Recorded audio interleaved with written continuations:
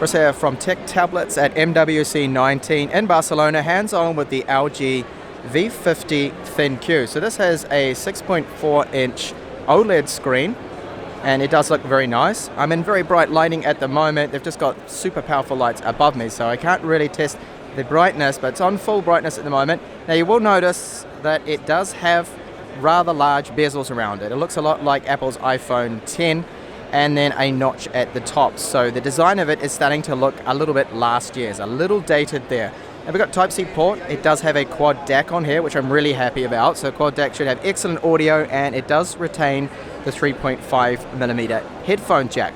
So it's all powered by a Snapdragon 855, 6 gigabytes of RAM with 128 gigabytes of storage, UFS 2.1 spec. And the UI, just using it, it seems quite smooth. I noticed a lot of the icon set does look a lot like One UI that Samsung has. I don't know who's copying who there, but they're very, very similar. Now with the cameras, we've got two up front right here. So we've got an 8 megapixel with an f1.9 aperture, a 5 megapixel, so that'll use, of course, with your depth shots, if you do depth of field shots with that. And then on the rear, we have a 3 camera setup. So we've got a 12 megapixel with a very low f1.5 aperture, and that's 1.4 micrometers. Then we've got a wide 16 megapixel one, and then a tele 12 megapixel. So the build quality feels good. Fingerprint magnet here at the moment with so many people handling it. Nice curved edges. It does feel good in hand. So we've got a SIM tray right here on the side. Our main button made out of metal, antenna lines.